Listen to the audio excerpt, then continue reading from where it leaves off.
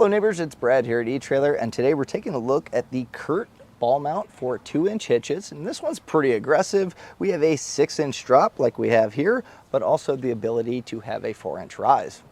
Now, why do you need a rise or drop like this? Well, if you have a lifted vehicle, or even sometimes factory vehicles are having these hitches pretty high up as far as ground clearance, and that means that you are going to have to maybe get a drop to match up the coupler of your trailer, or conversely, you have a car that's pretty low to the ground with a low ground clearance, and you need to rise this up to be able to get to that hitch and center up your trailer nice and perfectly. Well, this offers that in 2 different configurations just by simply flipping and retorquing the ball on. The main thing when hooking up to a trailer is making sure that your trailer is nice and level, and the main way to do that is measure the coupler of the trailer when it's level and measure your hitch, and from there you can determine your rise or a drop.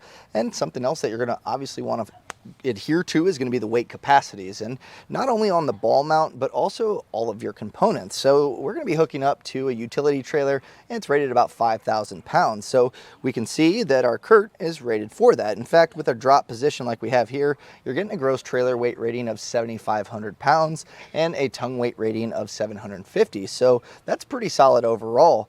Now, in the rise position, you are going to have to take the ball off and retorque it down, and it is going to lower the numbers a little bit. You have 6,000 pounds for your gross trailer weight rating and 600 for that tongue weight rating.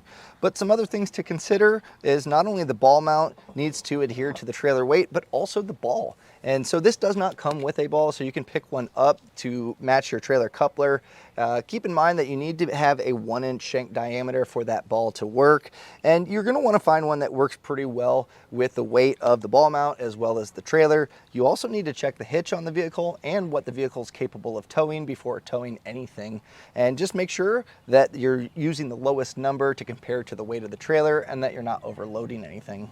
Now, something that I really like about this one, well, you have a hollow shank, so it's a little bit lighter even for being a pretty large ball mount, but you also have 2 mounting positions here. So if I needed a little extra clearance, and it really comes down to the type of vehicle you have, some bumpers will stick out pretty far. The main thing is you want to be able to hook up your trailer without causing any damage to your vehicle. So at this point, it's out pretty good, but also I can still slide this in, and this works well on our Escalade. But again, if you change vehicles with whatever you're towing, this is a good option to be able to have a few adjustable points. Those holes on the shank are 3 inches apart. So right now, from our center of hitch pin to the center of the shank diameter, it's going to be 9 1/4. But if I extend this out, we actually get 12 1/4. So it's going to really work with a bunch of different varieties of vehicle, because with that length, you should be able to hook up to your trailer fairly easily without worrying about contact.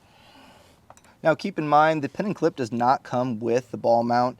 A lot of times with accessories, if you pick up a cargo carrier or bike rack, they'll have them. But if you want to pick up an extra one or a locking one, we have plenty of available at eTrailer, and those are really nice. I like the locking ones because if you're going to leave your ball mount on the back of your vehicle, you can lock that in place and no one can just come by, take the pin out, and walk away with it. So something that you're going to want to pick up to make sure that it stays in place. Now, you do have a black powder coat finish throughout the exterior of your hitch, and that's going to be really nice. Again, if you are leaving this on the back of your vehicle, it's going to hold up to any road grime or salt, and that way it's looking really good throughout the lifespan of the ball mount.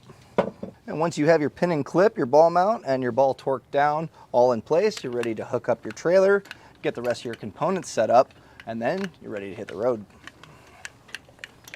And that's a look at the Curt Ball Mount with a 6-inch drop and 4-inch rise for 2-inch hitches.